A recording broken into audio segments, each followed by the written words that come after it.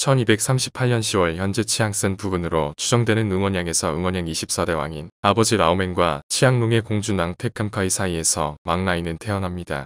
그리고 1259년 아버지 라오맹의 뒤를 이어 응원양의 25대 왕으로 즉위합니다. 응원양 25대 왕으로 즉위한 막라인은 자신이 일대 라오종의 직계임을 내세우며 주변 지역을 정복하기 시작합니다.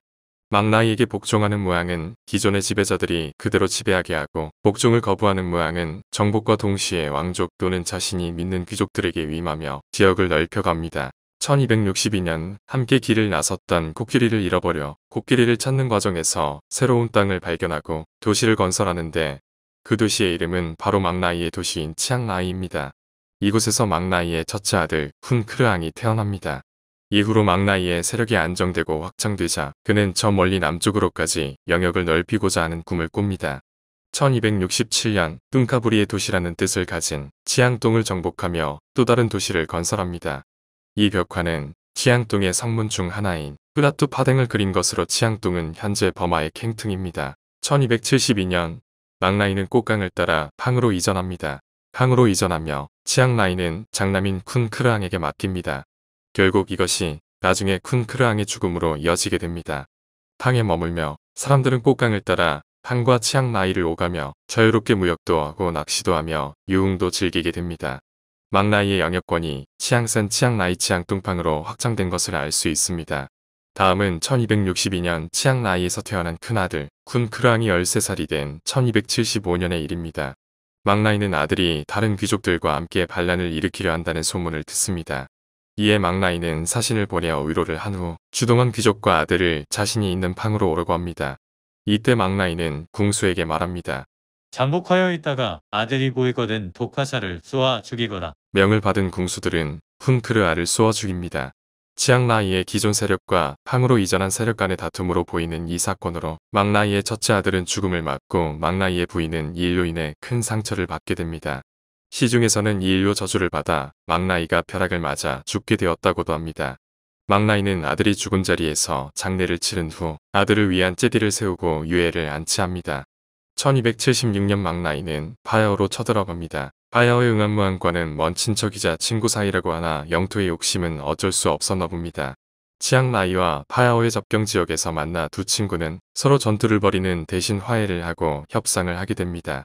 이때 응안무안은 막라이에게 500가구가 있는 지역을 화친의 뜻으로 넘겨줍니다. 거칠 것 없는 막라이는 팡에서 지내면서 하리푼차이의 소문을 듣게 됩니다. 당시 하리푼차이는 빈강을 따라 팡이나 치앙센 등 북쪽과도 무역을 통해 부를 축적하고 있었습니다. 하리푼차이의 소문을 듣게 된 막라이는 욕심이 생깁니다. 하지만 당시 하리푼차이는 전성기를 구가하던 나라로 아직 막라이가 상대하기에는 역부족이었습니다. 1285년 막라이와 아이파는 작전을 짭니다. 아이파는 말합니다. 하리푼차이와의 전면 승부는 안됩니다. 저에게 좋은 작전이 있습니다. 저에게 죄를 물어 혹독하게 처벌한 후 내쫓아 주십시오. 그러면 제가 하리푼차이로 들어가 내분을 일으킨 후 적당한 때가 되면 알려드리겠습니다. 그렇게 하여 막라이는 아이파의 모든 재산을 빼앗고 그를 추방하게 된다. 그렇게 쫓겨난 아이파는 하리푼차이에서 알고 지내던 상인을 통해 하리푼차이의 왕인 파야이바에게 접근하는 데 성공하고 마침내 그의 신임을 얻게 됩니다. 1287년 응안무안과 수코타이의 남카맹은 어릴 때부터 함께 롯부리에서 공부한 친한 친구 사이로 서로 왕래가 잦았습니다. 그러던 어느 날 남카맹은 응안무안의 부인을 보고는 반하여 바람을 피우고 맙니다. 응안무안은 눈치를 채고 남카맹을 잡아가 두게 되는데 그렇다고 함부로 처벌할 수도 없는 일이었습니다. 이에 팡에 있던 막라이를 초대하여 이 일을 중지하게 하고 세 사람은 서로의 피가 담긴 물을 마시고 우정을 재확인하며 동맹을 맺게 됩니다. 이 사건은 당시 몽골의 침입에 대한 삼국 공조의 필요성과 막라이가 하리푼차이를 치는데 방해받지 않으려는 의도가 담긴 중요한 사건이라 할 수 있습니다. 한편 하리푼차이에서 세금 징수를 맡은 아이파는 공정한 세금 징수로 백성들과 파야이바로부터 더욱 신임을 받게 됩니다. 파야이바로부터의 신임을 바탕으로 그는 마침내 왕의 명령만 받는 최고 위치로까지 올라가게 되고 서서히 본색을 드러내며 백성들에게 과중한 노동을 부여합니다. 호화로운 궁전을 새로 짓게 하면서 콩나무를 이동시키며 벼농사를 망치게 하거나 농사를 마친 농원기에도 불러내어 수로 공사를 시키며 잠시도 쉬지 못하게 하면서 세금은 이전보다 엄하고 과하게 징수하여 백성들의 원성을 삽니다. 이때를 놓치지 않고 아이파는 백성들 사이에 소문이 돌게 합니다. 그 소문은 바로 백성을 사랑하는 망나이 왕이 오면 이 모든 문제를 해결해 준다는 것이었습니다. 마침내 하리푼차이 사람들은 망나이 왕이 오기만 기다리게 됩니다. 1292년 아이파는 망나이에게 때가 되었다고 알리고 망나이는 하리푼차이를 공격하여 쉽게 점령합니다. 이때 파야이바는 아들 파야벅이 있는 남방으로 도망칩니다. 치앙마이와 팡 그리고 하리푼차이를 모두 점령한 망나이와 그의 백성들은 자유와 평화 그리고 무역을 통한 부를 즐깁니다.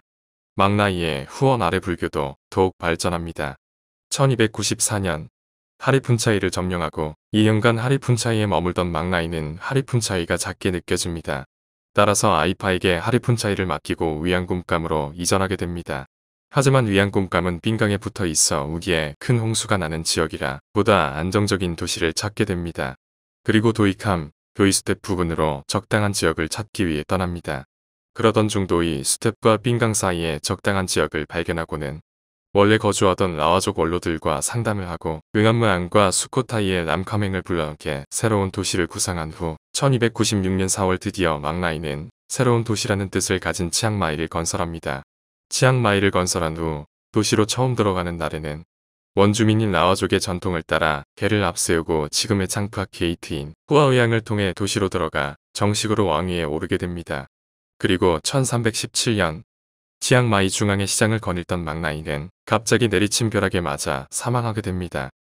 1296년 치앙마이가 건설된 후 남방으로 도망갔던 하리푼차이의 파야이바는 아들 파야벅의 주도로 치앙마이를 공격하게 됩니다. 이때 망나이의 둘째 아들 쿵크람이 파야벅과 코끼리를 탄 1대1 싸움을 벌입니다. 이 싸움에서 승리하여 차이송크람이라는 칭호를 얻게 됩니다. 파야벅은 도이쿤단으로 피난하다가 치앙마이 군대에 잡혀 목숨을 잃게 되고 파야이바는 친구가 있는 남쪽의 성크 지역으로 피난을 가며 역사에서 사라집니다.